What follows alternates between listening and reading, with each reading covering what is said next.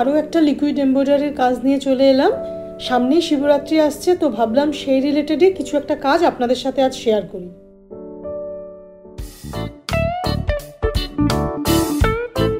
নমস্কার, আমার চ্যানেলে আপনাদের সবাইকে স্বাগত।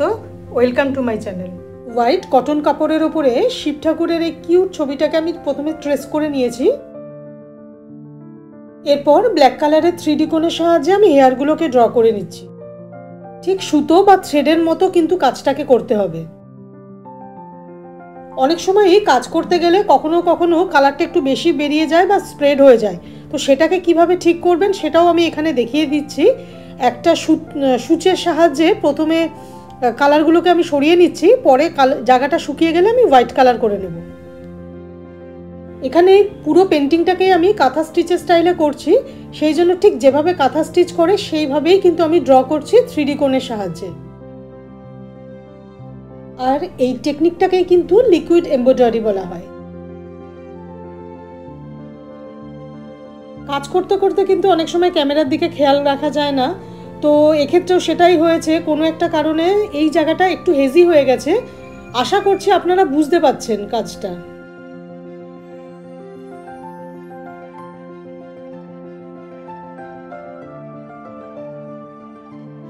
এবার ব্লু কালার দিয়ে আমি বডি পার্টটা করে নিচ্ছি। কাঁথা স্টিচের ক্ষেত্রে কিন্তু বর্ডারের কালারটা একটা অন্য হয়, আর ভেতরটা অন্য আরেকটা কালার দিয়ে ফিল করা হয়।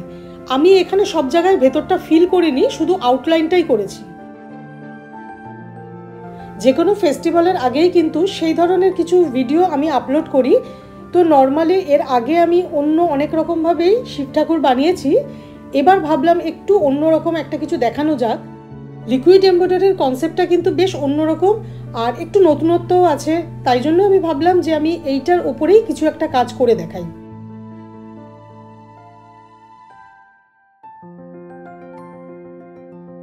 নর্মালি আমরা যেরকম পিকচার দেখি শিব ঠাকুর বা লর্ড শিবার, সেখানে পরিধান হিসাবে কিন্তু বাকছালি উনি পরে থাকেন। তো সেই জন্য ব্রাউন কালারের সাহায্যে আমি এখানে সেই ধরনের কিছু শেপ প্রথমে বানিয়ে নিচ্ছি। আর বর্ডারটাও আমি ব্রাউন কালার দিয়েই দিচ্ছি। আর এখানে যে রুদ্রাক্ষের বা রুদ্রাক্ষের যে মালাগুলো আছে সেগুলোকেও ব্রাউন কালারের সাহায্যে আমি ডট ডট করে একটা 3D লুক দেওয়ার চেষ্টা করেছি। আমার কাছে অরেঞ্জ কালারের 3D কোণটা ছিল না, সেই জন্য কিছুটা অ্যাক্রিলিক কালার নিয়ে নিয়েছি আর 0 নাম্বার পেন ব্রাশের সাহায্যে আমি ভেতরটা ফিল করে নিচ্ছি। এই ধরনের ভিডিও দেখতে যদি আপনারা ভালোবাসেন তাহলে আমার চ্যানেলটিকে অবশ্যই সাবস্ক্রাইব করে রাখবেন, আর ভিডিও দেখে ভালো লাগলে লাইক কমেন্ট শেয়ার করবেন। ভিডিও নোটিফিকেশনের জন্য বেল আইকনটা প্রেস করতে কিন্তু ভুলবেন না। অরেঞ্জ কালার দিয়ে এখানে একটু দাগ দাগ মতো দিয়ে দিচ্ছি, যাতে এটা দেখতে ঠিক মালার মতোই লাগে।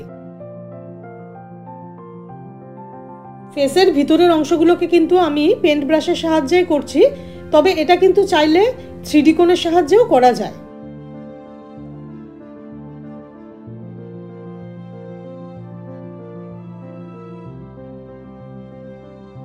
পেন্টিংটা কিন্তু সম্পূর্ণ হয়ে গেছে।